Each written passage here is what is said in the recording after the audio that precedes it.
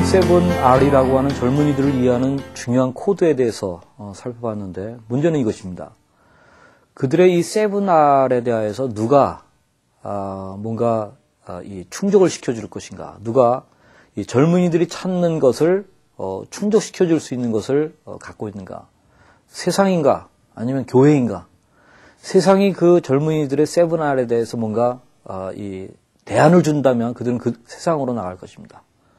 교회가 준다면 그들은 교회로 찾아 나올 것입니다.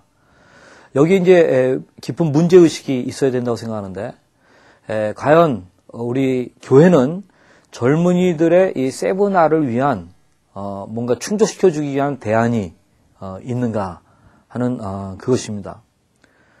아니면 젊은이들이 이 7R이라고 하는 그 관점에서 오늘날 교회를 볼 때, 또 청년대학부를 볼 때 그들의 말에 의하면 교회는 밥맛은 아닌가. 정말 교회가 이 7R에 대한 뭔가 충족을 시켜줄 수 있는 것으로 기대되는가. 그들은 그것을 볼 것입니다. 또 우리 청년대학부가 그런 점에서 이 7R과 관련해 가지고 무엇을 주고 있는지 하는 것을 스스로 평가해 보는 것은 굉장히 중요합니다. 열린 청년대학부를 만들려면 이 7R에 대해서 먼저 어떤 프로그램이나 방법론이 중요한 것이 아니라 이러한 기본적인 스피릿, 또 철학, 또 어떤 분위기가 아주 중요하다는 사실을 아셔야 됩니다. 그래서 저는 이 7R과 관련해 가지고 세상적인 대안이 뭔지, 또 교회적인 대안이 뭔지 하는 것을 이렇게 한번 비교 차트를 한번 만들어 봤는데, 첫 번째 이 리볼트, 이 반란이라고 하는 그 이 코드와 관련해서 세상적인 대안은 뭐 어떤 혁명적인 그러한 것이라든가 무정부주의라든가 어떤 이 락 뮤직의 어떤 그런 반란적인 그러한 내용이라든가 모습이라든가 어떤 그 반권위주의, 기존의 권위에 대해서 다 뒤집으려고 하는 그런 그 태도나 발상이라든가 하는 것이 세상에서의 대안입니다. 이 점에 있어서 서태지와 같은 이 아티스트는 아주 젊은이들의 이 반란 욕구를 잘 이용했고 나름대로 충족시켜주는 그 무엇이 있었다고 볼 수도 있고, 또한 정치가들 가운데 이 젊은이들의 이러한 이 혁명의지, 뭔가 현 사회에 대해서 뒤집어 보려고 하는 그런 의지를 잘 이용해서 어떤 정치적인 목적을 달성하는 그런 예들도 있는 것을 보게 됩니다. 그런데 교회는 그러한 면에서 볼 때 젊은이들이 이 리볼트라고 하는 관점에서 볼 때 교회에서 보는 리더십의 모델이 뭐냐, 또 사람들의 어떤 모습이 뭐냐, 그냥 체제 수능적인 존재들이냐, 아니면은 뭔가 모순에 대해서는 뭐 혁명은 아니고 또 반란도 아니지만 그러나 타협도 아닌 어떤 이 변혁의 이 트랜스포메이션의 그러한 그 길을 가느냐.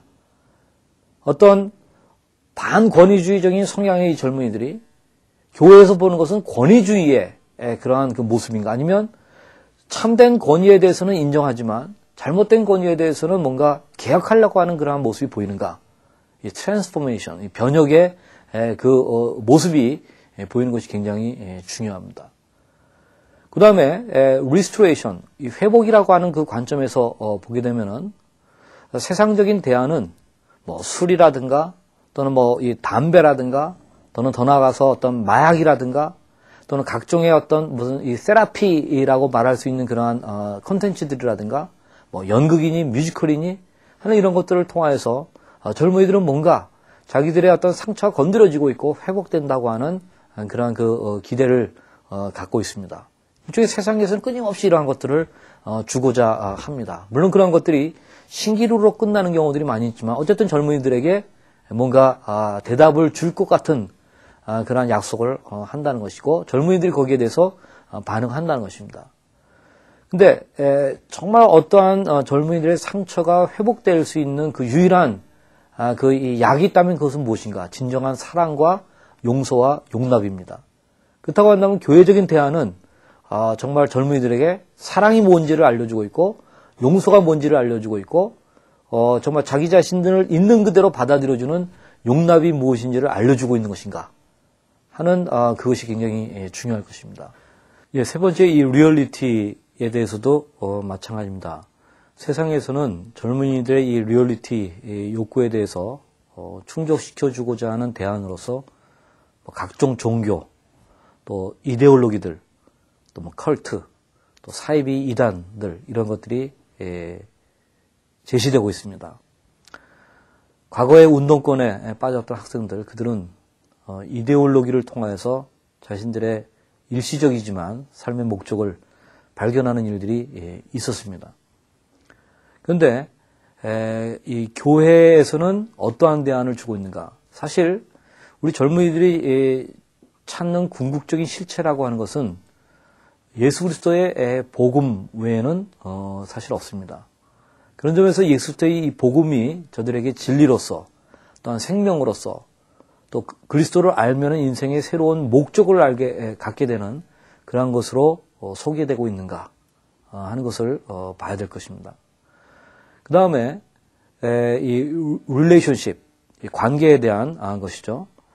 세상에서는 사랑이라는 이름 하에 여러 가지 그 중독적인 그런 거, 관계 중독 또는 뭐 성 중독, 어떤 친밀성을 느끼게 해주면서 사실상 어떤 이 좋은 관계를 약속하지만 나중에는 배신밖에 안 남는, 상처밖에 남지 않는 그런 것들을 많이 이렇게 대안인 양 제시를 해주고 있습니다. 그래서 많은 젊은이들이 빠지기도 합니다. 근데 진정한 관계라는 것은 사실상 진실의 관계입니다. 그렇다고 한다면 교회적인 대안은 이 진실성일 것입니다. 저는 이 사랑 플러스 이 어떤 진리, 이 두 가지가 통합되는 것이 굉장히 중요하다고 생각합니다. 사랑 안에서 진실을 말하는 것, 또한 진실을 말하지만 이 사랑을 담고 있는 것, 이러한 의미의 그 관계는 교회만이 줄 수가 있습니다. 그러한 대안을 우리는 보이고 있는가? 또 이 rejoicing, 세상에서는 뭐 노래, 뭐 개그 콘서트, 뭐 우차싸, 뭐 게임, 뮤지컬 등등 여러 가지 재미있는 요소들을 많이 소개하고 있어서 젊은이들 그것에 많이 빠집니다. 근데 교회에서는 어떠한 대안을 주는가?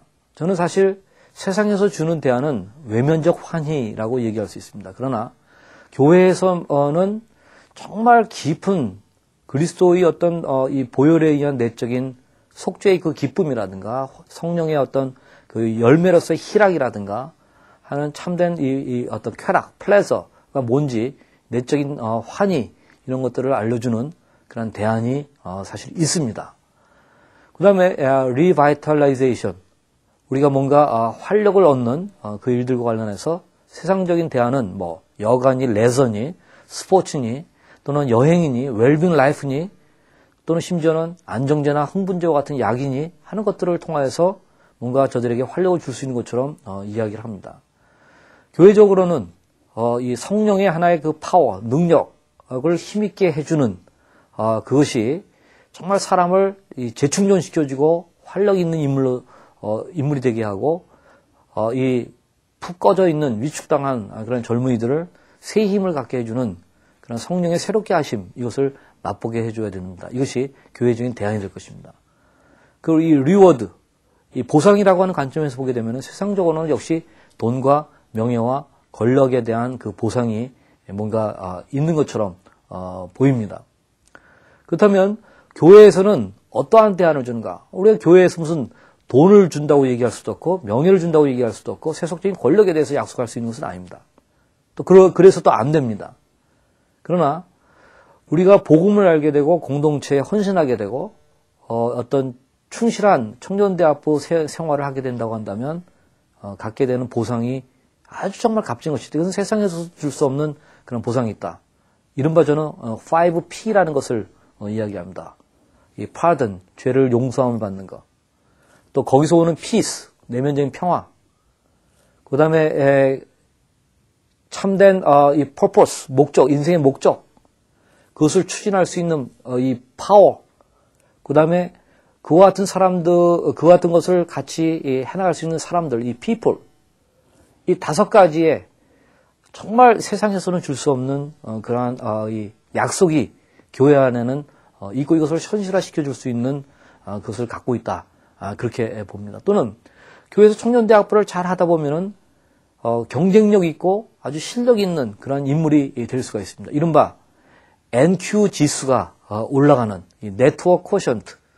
그래서 어떤 거룩한 인맥을 많이 갖게 되고 좋은 사람들과의 그 만남을 갖게 되는, 마치 이 NQ로 살아라 하는 이 책의 저자가 이 불신자이고 무신론자인데, 그 책에서 NQ의 원조가 바로 예수 그리스도라고 얘기하고 있습니다. 예수 그리스도를 알면은 이 네트워크 쿼션트가 올라갈 수밖에 없습니다. 그래서 이 공동체에서 소그룹 생활을 한다든가, 또 좋은 이 바디 라이프, 서로서로의 관계를 잘 맺는다든가 하는 것들을 통해서 오히려 나중에 보게 되면 그들이 사회와 어떠한 조직에서 필요로 하는 경쟁력 있는 그런 인물로 바뀌는 그런 것들을 볼 수가 있습니다. 이런 것들을 약속해 준다든가 하는 것이 저는 필요하다고 생각합니다.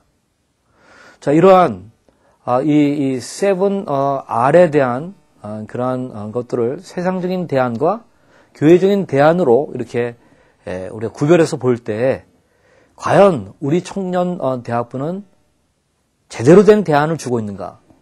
아니면 세상을 쫓아가고 있는가? 아니면 세상을 쫓아가지는 않지만 뭔가 준다고는 하는 것이 세븐 R에 대한 진정한 충족이라고 하기보다는 오히려 그 관점에서 보게 되면 영 아무것도 아닌, 정말 그들의 말로 밥맛인 그런 것인가? 이것을 우리는 냉철하게 살펴봐야 된다고 생각합니다. 그래서 우리 청년대학부가 정말 여기 조금 아까 말씀드린 이 교회적 대안을 그대로 갖고 있는가, 또 그것을 우리 청년대학부에 오면은 경험할 수 있는가. 그렇기 때문에 저들이 리볼트, 뭔가 현실에 대한 불만이 있었는데 하나님 나라를 알게 되어가지고 하나님 나라의 관점에서 보게 되면 현실에 대한 불만을 갖게 되는데, 그것이 거룩한 불만으로 바뀌는 그런 일들이 일어나는가. 진정 저들이 상처받았기 때문에 사랑과 용서와 용납이라고 하는 것을 통해서 회복되고 있는가.